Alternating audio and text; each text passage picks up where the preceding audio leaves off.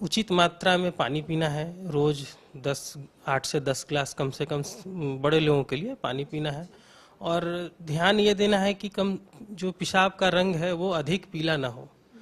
और जब भी धूप में निकलें तो अपने आप को ढक के निकलें, सिर को ढकना है, धूप चश्मे पहनना चाहिए। और कोशिश करना चाहिए कि दोपहर 12 से 3 के बीच सबसे अधिक मात्रा में धूप होती है। ऐसा है कि जब अधिक गर्मी हो तब थोड़ी देर के लिए इंटरमिटेंट रहे तो अच्छा है। लगातार एसी और कूलर का प्रयोग करने से नुकसान ज़्यादा होता है शरीर को। इसलिए कभी कभी हमें प्राकृतिक हवाओं के साथ भी रहना चाहिए। इस वजह से जब अधिक मात्रा में गर्मी हो तब थोड़ी देर के लिए चला लें और उसके बाद पुनः बंद कर दें। सूख जाएगा, लेकिन नहीं, इसका असर अलग होगा। क्योंकि आपका बदन ज़्यादा खुला हुआ है तो सनलाइट का टेम्परेचर ज़्यादा पड़ेगा, तो उससे ज़्यादा लॉस है आपको। तो इस चीज़ से बचना है। और बीच बीच में जब भी निकलें तो पानी का मात्रा जरूर लेते रहें। मैं स्नेहा और आप देख रहे हैं न्यूज बाइस्कोप। भीषण गर्मी के साथ साथ लोग उमस और ह्यूमिडिटी से भी काफी परेशान हैं। ऐसे में जो तापमान है वो 40 डिग्री के पार जा चुका है और हवा की में नमी भी है वो 60% से है। तो ऐसे में शरीर पे लोगों पे दोहरा असर पड़ रहा है। क्या हो रहा है, हमारे साथ डॉक्टर मुकेश जो न्यूरो सर्जन हैं वो मौजूद हैं और डॉक्टर पंकज दीनदयाल मौजूद हैं जो जनरल फिजिशियन हैं। तो सर बताइए, क्या इसका ह्यूमिडिटी और गर्मी का दोहरा असर पड़ता है लोगों? बिल्कुल पड़ता है। बेसिकली क्या होता है कि शरीर में पानी की कमी होने लगती है गर्मियों में अक्सर, और पेशाब भी गाढ़ा होने लगता है जिसको लोग इग्नोर कर देते हैं बहुत बार, और उससे और डिहाइड्रेशन बनता जाता है। तो इससे बचाव बहुत ज़रूरी है। उचित मात्रा में पानी पीना है। रोज 8 से 10 ग्लास कम से कम बड़े लोगों के लिए पानी पीना है। और ध्यान ये देना है कि कम जो पेशाब का रंग है वो अधिक पीला ना हो। और जब भी धूप में निकलें तो अपने आप को ढक के निकलें, सिर को ढकना है, धूप चश्मे पहनना चाहिए। और कोशिश करना चाहिए कि दोपहर 12 से 3 के बीच सबसे अधिक मात्रा में धूप होती है तो उसमें ना निकलें। जब तक कि कोई बहुत इमरजेंसी ना हो नहीं निकलना चाहिए। हल्के कपड़े पहनना, सूती कपड़े पहनना चाहिए।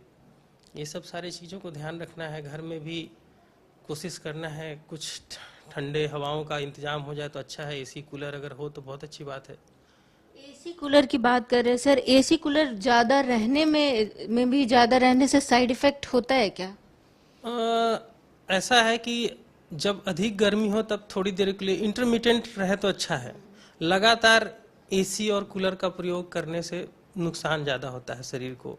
इसलिए कभी कभी हमें प्राकृतिक हवाओं के साथ भी रहना चाहिए। इस वजह से जब अधिक मात्रा में गर्मी हो तब थोड़ी देर के लिए चला लें और उसके बाद पुनः बंद कर दें। जी डॉक्टर मुकेश, हीट स्ट्रोक से कैसे बचे लोग? देखिए, गर्मी के सीजन में मुख्यतः 3 तरह की परेशानी आती है। अगर जो गर्मी से देखा जाए तो उसको हम लोग 3 पार्ट में बांटते हैं। एक तो डॉक्टर पंकज सर ने बता दिया कि सबसे बड़ा डिहाइड्रेशन है जो मोस्ट कॉमन है। जैसे ही टेम्परेचर बढ़ता है बदन से पसीना निकलना शुरू होता है और पेशेंट वीकनेस फील करने लगता है, उसको हम लोग डिहाइड्रेशन बोलते हैं। अगर जो यही टेम्परेचर थोड़ा सा और ज़्यादा रहने लगे तो डिहाइड्रेशन से ऊपर का एक स्टेज आता है, उसको बोलते हैं हीट एग्जीक्यूशन। उसमें क्या होता है, पेशेंट को चूँकि हीट ज़्यादा आ रहा है, पसीना ज़्यादा निकल रहा है, तो पेशेंट को या जो भी आदमी हैं हम लोग, उनको परेशानी ये हो जाती है कि पसीना बहुत ज़्यादा निकलने लगेगा, एक हद क्रॉस कर गया तो उसमें वाटर लॉस होने के कारण क्या होता है, हेडेक शुरू हो जाता है, थोड़ा चक्कर आने लगता है। लेकिन ये कंट्रोल किया जा सकता है। तीसरा एक होता है हीट स्ट्रोक, जिसमें बॉडी का टेम्परेचर भी इतना हाई हो जाता है कि बॉडी खुद इसको रेगुलेट नहीं कर पाती है। तो वो उसमें जो सारे लक्षण जो मैंने अभी बताया, उसके साथ साथ पेशेंट कोमा में जा सकता है, सीजर आ सकता है। तो ये बड़ा ही सीरियस कंडीशन होता है। थर्ड कंडीशन है जो बहुत सीरियस होता है, जिसमें पेशेंट को 100% हॉस्पिटलाइज करना होता है।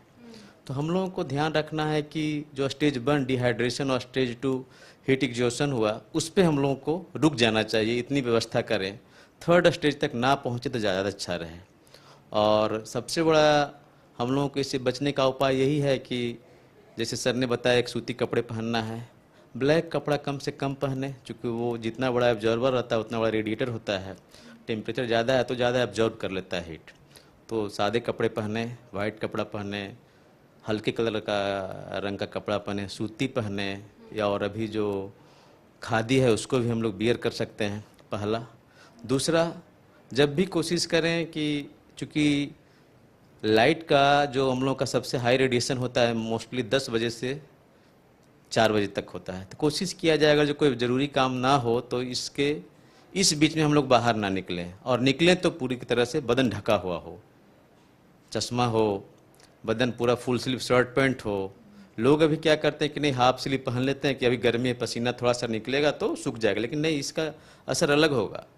क्योंकि आपका बदन ज़्यादा खुला हुआ है तो सनलाइट का टेम्परेचर ज़्यादा पड़ेगा, तो उससे ज़्यादा लॉस है आपको।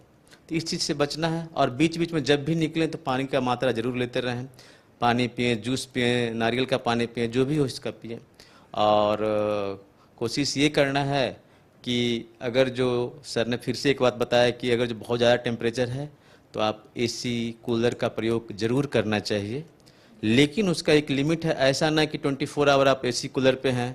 अब उसमें अंतर क्या आएगा, क्योंकि आपने घर में तो 24 आवर एसी कूलर लगा रखा है, जैसे ही बाहर आप आएंगे तो टेम्परेचर 49 डिग्री 44, तो सडन टेम्परेचर जो शिफ्ट होगा तो आपका बॉडी उसको एडजस्ट नहीं कर पाएगा इतना जल्दी, तब परेशानी बढ़ने लगेगी। ज़बरदस्त पसीना आएगा और आप सडनली हो सकता है कि आपको इतना पसीना आ जाए कि आप बेहोश होकर गिर पड़ें। तो इससे बचना है। तो इंटरमिटेंट आप रखेंगे तो कम से कम इतनी कैपेसिटी रहे कि बॉडी को आप एडजस्ट कर सकते हैं। बच्चों के लिए क्या बोलेंगे सर, बच्चों और स्पेशली बुजुर्गों के लिए?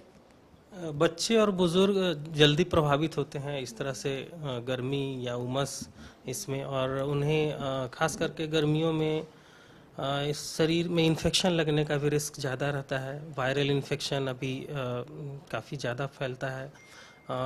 संक्रमित पानी भी पीने का, ये बरसात और गर्मी, अभी बरसात भी नज़दीक है तो उस कंडीशन में संक्रमित पानी पीने से भी नुकसान हो सकता है। बाहर के या कोई स्ट्रीट फूड ना खाएं, कोई भी ऐसा खाना फटा हुआ पैकेट है या इस तरह का जो भी फूड आइटम बाहर में अवेलेबल है, खास करके स्कूल अब खुलेंगे तो उसके बाद बच्चे जाएंगे तो फिर उस समय इन्फेक्शन काफ़ी ज़्यादा है, पेट का इन्फेक्शन और उमस और जो मॉइस्चर की वजह से अभी स्किन इन्फेक्शन होने का, भी फंगल इन्फेक्शन, ये सब का खतरे बढ़ जाते हैं। तो इन सब बचने के लिए सर क्या ऐसा जरूरी न्यूट्रिशन है जो लोगों को लेना चाहिए? न्यूट्रिशन तो जो रोज का घर का खाना है सबसे अच्छा न्यूट्रिशन वही है। साफ होना चाहिए, ताज़ा होना चाहिए। घर का खाना सबसे अच्छा माना जाता है, तो वही खाना है। और ऐसा बाहर का खाना से बचना है। कोई भी पैकेज्ड फूड है, जंक फूड है, और बाहर जो स्ट्रीट फूड पे अवेलेबल है वो सब चीज़ों को से बचना चाहिए। और जहाँ तक हो सके साफ़ सफाई रखना है। कहीं भी मॉइस्चर शरीर में अगर खास करके है तो उससे बचना है ना। पाउडर वगैरह का प्रयोग कर सकते हैं। हल्के कपड़े पहनना है, रोज़ कपड़े बदलना है, रोज़ अपने शरीर को साफ रखना है, यही है। हाथ को धोते रहना है। अचानक अगर हीट स्ट्रोक आ जाए सर, और धूप बहुत ज़्यादा हो और उस टाइम कोई आपत्तिजनक स्थिति हो जाए, तो उस दौरान लोगों को क्या समझदारी ऐसा है जो बरतना चाहिए, जो लोगों को जानना चाहिए?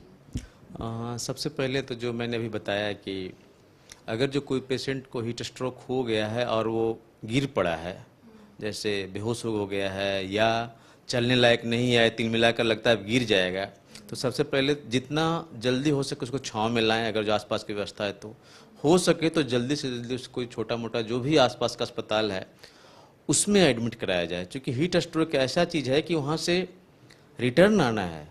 बॉडी जो है आपका रिस्पॉन्स हीट से नहीं ले रहा है, तो आपको मेडिसिन्स, फ्लूइड, इसकी ज़रूरत पड़ेगी। और पेशेंट उस समय इतना होश बेहोश की अवस्था में रहता है कि उसको पानी बहुत ज़्यादा पिला नहीं सकते हैं, तो आईवी लाइन देकर ही उसको पानी चलाना होगा, ठंडे जगह रखना होगा, कुछ दवा की ज़रूरत पड़ सकती है उसको देना होगा, इलेक्ट्रोलाइट लॉस हो गया तो उसको मैनेज करना होगा। तो बेसिकली अगर जो कोई पेशेंट को हीट स्ट्रोक जैसा लग रहा है, मतलब मोटा मोटी तौर पे ये है, कोई पेशेंट गर्मी के कारण अगर जो गिर गया है, बेहोश जैसा हो गया है, तो उसको कम से कम अस्पताल में रखा जाए एक दिन के लिए, और उसको जितना हो सकता है जल्दी से उसको मैनेज किया जाए। ये तो हो गई इमरजेंसी की बात सर। अब है कि जो गर्मियों में जो बहुत सारे ऐसे खाने होते हैं फेवरेट्स, वो कौन से ऐसे होंगे जो आप एडवाइस करना चाहते हैं लोगों को कि ये खाएं? खाने के मात्रा में अगर जो बोला है तो सबसे इम्पोर्टेंट चीज़ है कि फ्लूइड हमको चाहिए, कंटिन्यूअस फ्लूइड लेता रहना है। फ्लूइड में सबसे इम्पोर्टेंट हम लोगों के लिए है आपका जो नॉर्मल वाटर मिलते हैं वो लीजिए। दूसरा, उसको इंटरमिटेंटली लेते रहना है। फ्लूइड हो गया, उसके बाद नारियल पानी हम लोग ले सकते हैं। हाँ, नींबू बड़ा अच्छा चीज़ है, जब ज़रूरत पड़े तो नींबू ले लीजिए। दही है, उसको छाछ बना के एकदम आराम से पीजिए। नमक की मात्रा भी उसमें डालिए तो इलेक्ट्रोलाइट आपको जो सोडियम की मात्रा अच्छा खासा उसमें रहती है, और आप चूँकि पसीना चल रहा है तो सोडियम का लॉस बहुत ज़्यादा होता है, तो उससे मेंटेन कर सकते हैं हम लोग। सत्तू पी सकते हैं, हाँ हाँ, लिक्विड फॉर्म में जो पॉसिबल हो। और खाना में सबसे बड़ा चीज़ हम लोग को यही ध्यान रखना है कि वो ताज़ा हो, क्योंकि ये जो मीडियम है, जो ये टेम्परेचर है 30 डिग्री से 40 डिग्री, इसमें बैक्टीरिया जमकर ग्रो करता है। इतना ग्रो करता है कि आप सोच नहीं सकते हैं। तो अगर जो कोई खाना आपने रखा है 2-4 घंटे के लिए उस टेम्परेचर पे रह गया है तो मस्त वहाँ बैक्टीरिया ग्रो करेगा, और उसको आपने खा लिया तो जैसे ने बताया डायरिया, डिहाइड्रेशन और सब कुछ हो जाएगा उसमें। तो इससे बचना है।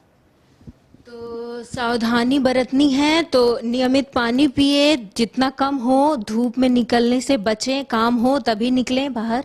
और अगर बाहर निकलते हैं तो कॉटन कपड़ा पहने, चश्मा लगाएं या अपने आप को हाइड्रेटेड रखें, पानी पिए। तो बाकी की तमाम अपडेट के लिए देखते रहे news by Scope. Camera person Raj Vallabh के साथ मैं Sneha, news by Scope, Patna. गोल जहां 27 वर्षों के सफर में 17,000 से भी अधिक छात्रों ने डॉक्टर एवं इंजीनियर बनकर भरे सफलता की ऊंची उड़ान, जहां साधारण छात्र भी असाधारण सफलता प्राप्त कर बना रहे इतिहास।